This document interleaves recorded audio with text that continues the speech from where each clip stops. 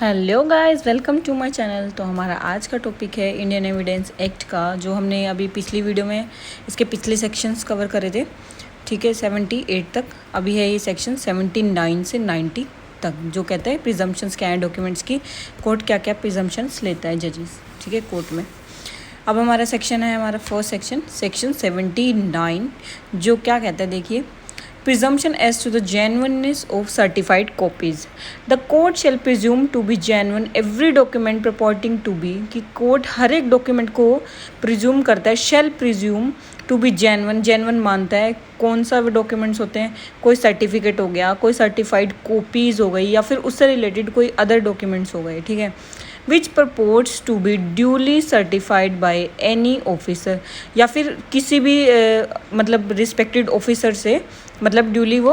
मतलब उनके साइन है, उनसे बने हुए हैं, या फिर उनसे रिलेट करते हैं। किस केसेस में? ऑफ द सेंट्रल गवर्नमेंट का है, जो सेंट्रल गवर्नमेंट से रिलेटेड है वो ऑफिसर, स्टेट गवर्नमेंट के अंडर है वो ऑफिसर, और bye any officer in the state, मतलब जम्मू एंड कश्मीर को,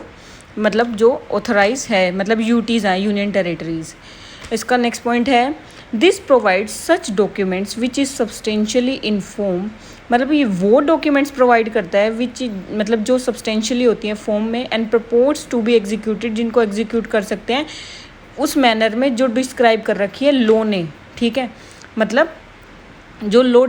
बोलता है उसके बेसिस पे, उसी के अकॉर्डिंग उसको एग्जीक्यूट किया। The court shall also presume that any officer by whom any such document propose to be signed और सर्टिफाइड, अगर ऐसे किसी ऑफिसर से कोई डॉक्यूमेंट मतलब साइन है या सर्टिफाइड है, then when he sign the official character he claims in such paper, मतलब उसकी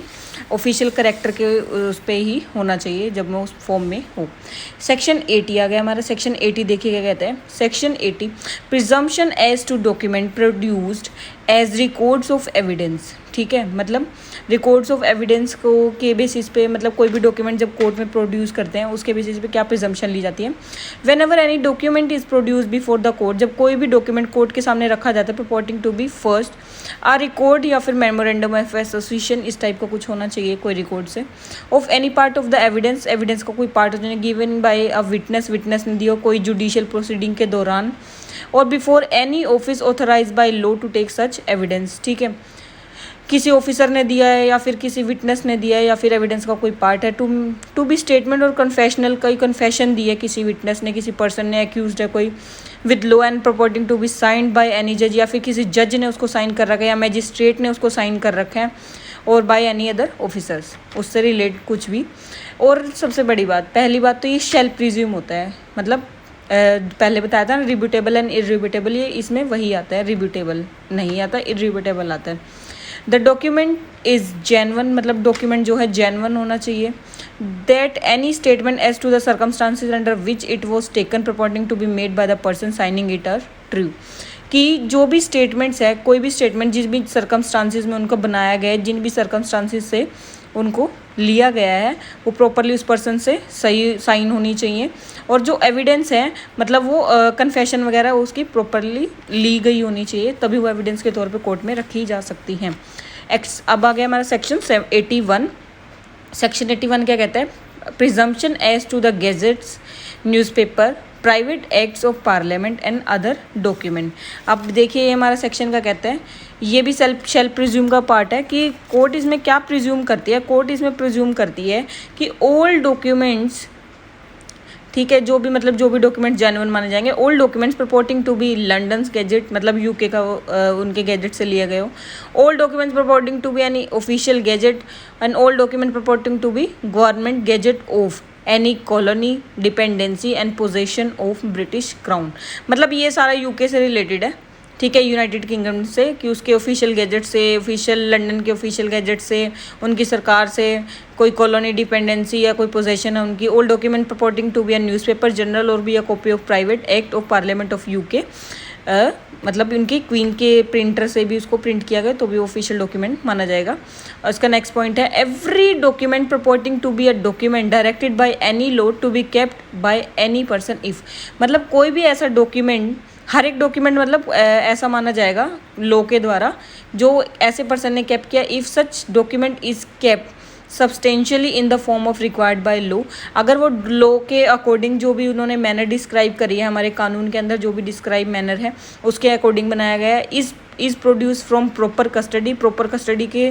मतलब अंदर प्रोड्यूस किया गया है कोर्ट के सामने। गवर्नमेंट गैजेट्स और न्यूज़पेपर और जर्नल्स और copies of private acts of parliament printed by queen's printers are prima facie proof और देयर ऑफ द जेन्युइननेस, कि प्राइमा फेशिया केस मान जाते हैं क्योंकि जेन्युइन ही है, कि किसी और उससे भी उठाए गए हैं तो वो भी जेन्युइन मान जाएंगे। सेक्शन 81A आ गया हमारे पास, ये कहता है presumption as to gazettes, newspapers, private acts of parliament and other documents, the court shall presume the following documents to be genuine, following documents को जेन्युइन मानेगी।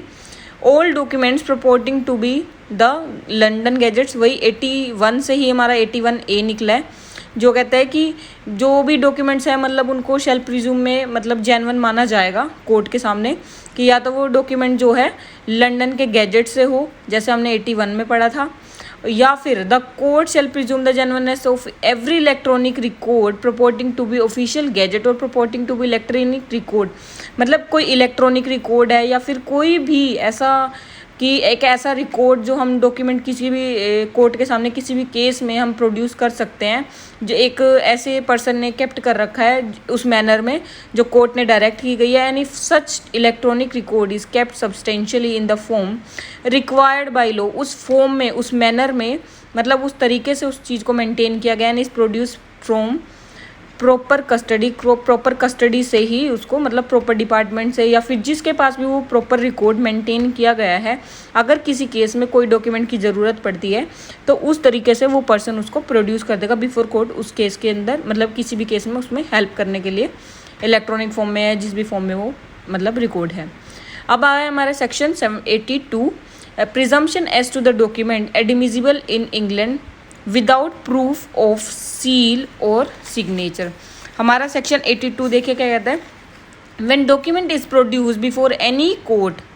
ठीक है, purporting to be a document which by the law in force for the time being in England और Ireland, कि अगर कोई भी ऐसा डॉक्यूमेंट इंडियन कोर्ट में प्रोड्यूस किया गया है, ठीक है, अगर इंडियन कोर्ट में कोई भी डॉक्यूमेंट प्रोड्यूस किया गया है और मतलब वो प्रॉपरली ऑथेंटिकेट है, मतलब साइन है, सिग्नेचर प्रॉपर है, अटेस्टेड है, सब कुछ किया गया है और वो इंग्लैंड में किया गया है, इंग्लैंड के उसके अकॉर्डिंग किया गया है, आयरलैंड में या फिर, तो फिर उसको अगर वहाँ पर मतलब उसको मतलब उसकी जुडिशल जो वो है अगर उधर वो प्रॉपर मतलब उसको अप्रूव या जेन्युइन माना जाएगा तो वो इंडियन कोर्ट में भी वो जेन्युइन ही माना जाएगा। अब आ गया हमारे पास section 83, this section has to be read with section 36, इसको 36 सेक्शन की तरह ही मानना चाहिए, उस तरीके से पढ़ सकते हैं। Which deals with the statement in maps charts and plans, कि अगर कोई भी चार्ट्स या प्लान्स या फिर कुछ भी मैप्स मतलब कोर्ट प्रिज्यूम करता है कि अगर कुछ भी सेंट्रल गवर्नमेंट ने या फिर स्टेट गवर्नमेंट ने मतलब बनाए हैं तो वो प्रॉपर एक्यूरेसी के साथ बनाए हैं और उसमें उसके अलावा कोई अदर फर्दर मतलब एविडेंस की ज़रूरत नहीं है, क्योंकि कोर्ट मानता है कि मतलब वो गवर्नमेंट ऑफिशियल्स से ही बने हुए हैं तो फिर वो प्रॉपर मतलब ध्यान में रख के बनाए हुए होंगे कि उसमें कोई गलती तो नहीं हो सकती, प्रॉपर मतलब डाटा उसका अच्छा होगा, एक्यूरेट माना जाएगा और उसके लिए फर्दर किसी केस में मतलब कोई भी डॉक्यूमेंट की ज़रूरत मतलब एज एन एविडेंस किसी केस में ज़रूरत नहीं हो सकती, मतलब वो प्रॉपर माना जाएगा। सेक्शन 84 आ गया, सेक्शन 84 देखिए क्या कहता है, it makes the relevant statements as to any law and rulings contained in officially printed books of any country, ठीक है। फिर उसके बाद under this section the court shall presume the genuineness of law, मतलब कोर्ट कहता है कि जो जेन्युइननेस है लॉ की, लॉ बुक और रिपोर्ट प्रिंटेड मतलब जो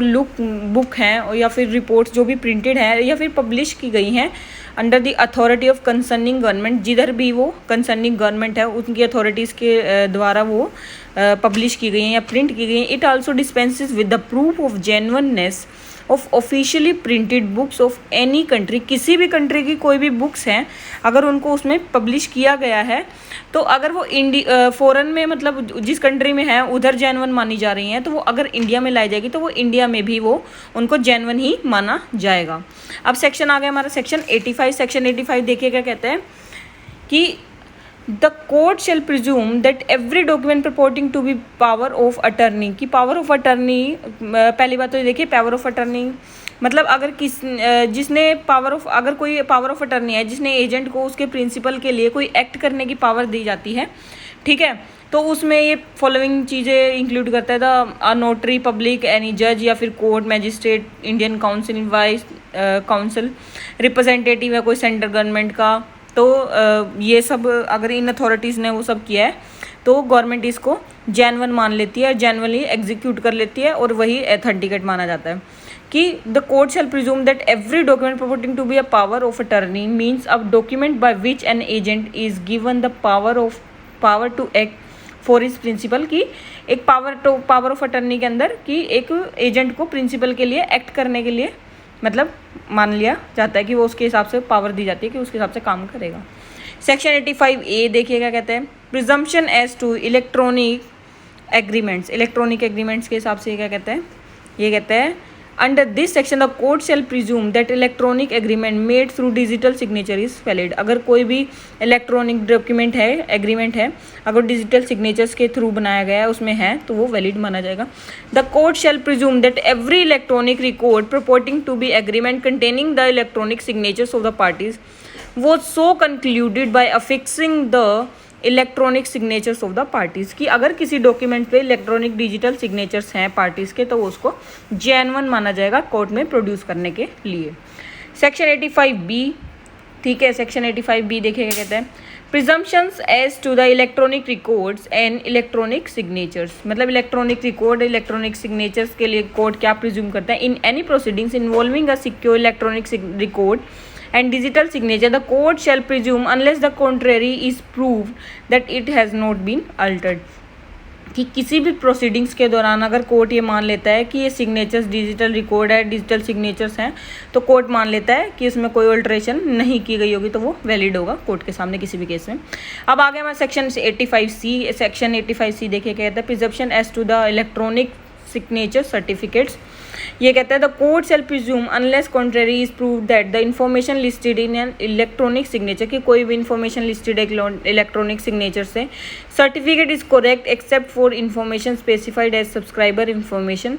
विच has not been verified if the certificates was accepted by the subscriber. और वैसे जो ये सेक्शंस हैं मतलब वैसे इतने इंपॉर्टेंट नहीं है और इन्फॉर्मेशन टेक्नोलॉजी से इनको इंसर्ट किया गया है। सेक्शन 86 देखिए क्या कहता है, presumption as to the certified copies of foreign judicial records, ये है it clears that the court may exercise its judicial discretion to presume certified copies of foreign judicial records to be genuine और not. Court may presume the genuineness and accuracy of certified copies of any judicial records of any foreign country, कि अगर foreign country में कोई record है, ठीक है, तो उनको अगर वहाँ पर जेन्युइन माना जा रहा है उनकी जुडिशियल प्रोसीडिंग्स के अकॉर्डिंग, तो इंडिया में भी वो माना जाएगा जेन्युइन। सेक्शन 87 देखिए क्या कहते हैं, presumptions as to books, maps and charts, court may presume that such books, maps और चार्ट्स वाज रिटन और prepared by the person whose name is shown as that of author, की author की तरह उसका नाम छापा गया है कि उसने कोई मैप बनाया, कोई बुक बनाई है, कोई चार्ट बनाया है, तो and was published at the place जहाँ पर वो पब्लिश गया, where it says that it was publish, कि जहाँ पर भी वो पब्लिश किया गया है तो कोर्ट मानेगा कि उसने पूरे ध्यान से उसको बनाया होगा, जेन्युइन माना जाएगा। अब हमारा सेक्शन 88 देखिए, सेक्शन 88 क्या कहते हैं, presumption as to telegraphic messages कि जो त्यागपत्र वगैरह होते हैं, a telegram is a primary evidence माना जाता है किसी फैक्ट को कोर्ट में रखने के लिए, and presumption is only with regard to the telegraphic messages transmitted, जो भी टेलीग्राफिक मैसेजेस हैं उनको ट्रांसमिट किया गया है उसको उसके बेसिस पे प्रिज्यूम कर लिया जाता है, उनको कोर्ट प्रिज्यूम करती है कि वो कहाँ से फॉरवर्ड हुए हैं, एड्रेस ही कौन है, मतलब उसका नेम एड्रेस कहाँ से किसके पास कितने मतलब वो गए हैं। अब इसी से निकला है हमारा सेक्शन 88 से 88A, presumption as to electronic messages, ये क्या कहते हैं, इलेक्ट्रॉनिक मैसेज, उसमें टेलीग्राफिक मोड में था, इसमें इलेक्ट्रॉनिक मोड में है मैसेजेस। इसमें कोर्ट प्रिज्यूम करता है the electronic messages forwarded by originator, through an electronic mail server to the addressee to whom the message purports to be addressed correspond with the message as feed into the computer for transmission, but the court shall not make any prescription as to whom the person by whom it will be which will be sent, मतलब कहाँ किससे send की गई है। Section 89 देखिएगा, presumption as to due execution etcetera of documents not produce. The court shall presume that every document called for and not produced for notice to produce was attested, stamped and executed in the manner required by law। अगर किसी को बोला है कि कोई document produce करे और अगर ना करता है तो उसको जेन्युइन नहीं माना जाएगा, मतलब कोर्ट इसमें प्रिज्यूम करके चलता है कि उसको प्रिज्यूम करना प्रोड्यूस करना पड़ेगा डॉक्यूमेंट। सेक्शन 90 आ गया। सेक्शन 90 देखिएगा, presumption as to the document 30 year old. अगर कोई डॉक्यूमेंट 30 साल पुराना है तो कैसा माना जाएगा, वेयर एन डॉक्यूमेंट प्रपोर्टिंग और prove to be 30 years old is produce from any custody which the court in the particular case consider proper. की कोर्ट को अगर लग रहा है उसमें कोई डेट है, कोई साइन है जिससे पता लग रहा है कि वो 30 साल पुराना डॉक्यूमेंट है तो उसको मान लिया जाएगा, प्रिज्यूम कर लेगी court may presume that signature और कोई यदि मतलब कुछ भी सिग्नेचर है, कोई हैंड राइटिंग मैच कर रही है किसी पर्सन के लिए, किसी केस में हमें ज़रूरत पड़ रही है किसी डॉक्यूमेंट की और उसमें वैसा स्पेसिफाई है, कुछ भी लीड मिल रही है तो उसको मान लिया जाएगा 30 साल पुराना है। Proper custody means a place where the document might reasonably be executed to be found, या फिर जहाँ पर वो प्रॉपर प्लेस पे मतलब जिस जगह वो डॉक्यूमेंट को रीजनेबली एग्जीक्यूट किया गया था, जिस सिचुएशन में उस डॉक्यूमेंट को एग्जीक्यूट हुआ था, मतलब पुराने टाइम में 30 साल पहले। So thank you guys, thanks for watching my video. Please like share and subscribe my channel और बेल आइकन प्रेस करें ताकि मेरी नेक्स्ट वीडियो आपको तक जल्दी पहुँचे। टॉपिक सजेस्ट करें कमेंट सेक्शन में।